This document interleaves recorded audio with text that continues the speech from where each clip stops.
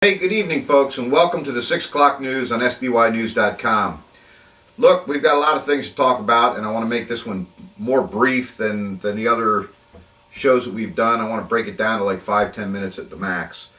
Let's talk about something that no one knows about yet. The dump truck that Louise Smith signed off on, Pam Olin was a part of it. Paul Wilbur was a part of it. This dump truck is already in the city's possession. They have tagged the vehicle. Somehow or other, I hear that they have the title. Now, to have a title would mean that they had to pay for it. So one has to wonder how this money was appropriated when there were no appropriated funds. The purchase was illegal. Now, here's where it gets real interesting. Today, Salisbury News got a tip from a very reliable source in which we have to question, is County Executive Rick Pollitt and or his staff trying to save Louise Smith's butt on this one? Let me tell you why. Turns out the County Roads Department was out looking at this dump truck today and discussing perhaps purchasing it. Now, when we dug into it a little further, we came to find out a typical good answer by the county was, well, I don't know how the roads department's going to pay for it.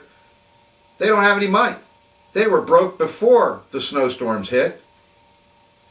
They don't know how they're going to come up with the money to buy it, but that's what's being discussed, and nobody knows about it. Folks, let's also talk about yesterday's fire department accident and come clean with what happened yesterday. As I posted today, along with Brian Records' comment that, of course, I thought was excellent, we had received 7 different phone calls from different individuals and residents of the area that had viewed fire trucks racing past their home. Now, what was interesting about it was that there were husbands and wives, and they were talking, and one said, well, that must be Fruitland, and the wife would say, no, that was a Salisbury fire truck, I saw it. Others were saying they went by so fast they couldn't tell.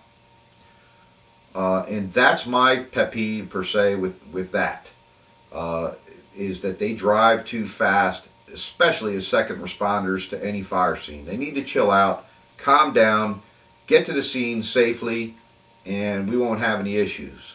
But that's my situation with them. There's been some talk on the blog site that I have issues with firefighters. Well, that couldn't be further from the truth.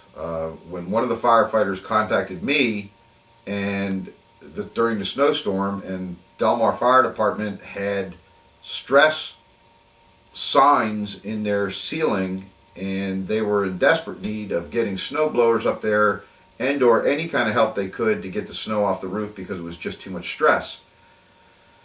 I didn't hesitate. Now, I had spent the whole day out using the snowblower on driveways and sidewalks for the elderly and handicapped. Disabled, forgive me.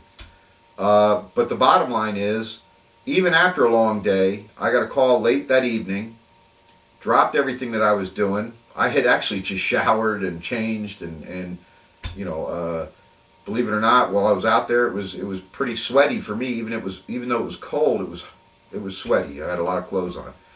Anyway, I went over there and I helped them out unconditionally. Mind you, the firefighter that called me had just previously sent out a couple of letters to an associate of mine telling them how I was a cancer to society and how they should not affiliate in any way, shape, or form with Joe Albero. And I saw these letters a couple of days earlier, and the next thing you know, I get a phone call from this firefighter asking for help. And while I'll admit I almost turned around and said, heck no, I'm not helping you, my instincts came to mind first, and of course I put everything aside and I went and helped the fire department. From there, I was up on the roof. The chief came to me and said, Joe, is it possible for you to go to Fruitland and help them with their roof? They're having issues too. And I immediately said, that's fine. I went over to Fruitland. The following day, Willard's had a problem with their roof. Even though we were out scheduled to do a bunch of driveways and so forth, that was more important We went over there and we did what we could to help them out. Although it was not as successful as I wish it could have been, that's what happened. Okay, so for those people, and let's not forget the Salisbury Fire Department, when they didn't do their sidewalks, it was my intent to go out there and just do it. I made the mistake of making contact with a council member or two, and I'm sure you know who they are, and it was their recommendation that I not do so in fear that I could be arrested for trespassing on a public sidewalk. I then contacted the mayor. The mayor said he'd get back to me. He did not get back to me. A day later or so, I spoke to him again, and he said it had been taken care of. So the bottom line is, I don't have issues with firefighters. Okay, there may be a select few that I've got a problem with, but to try and generalize Joe Albero having issues with the fire department, that's just absolutely wrong. I appreciate what they do, and I hope we can continue to work together and help one another and our communities together. And I believe what Brian Records was saying about brotherhood. I grew up with brotherhood. I understand brotherhood to a T, more so than most people out there. And it's a necessity. It's something that these guys need to stand side by side with.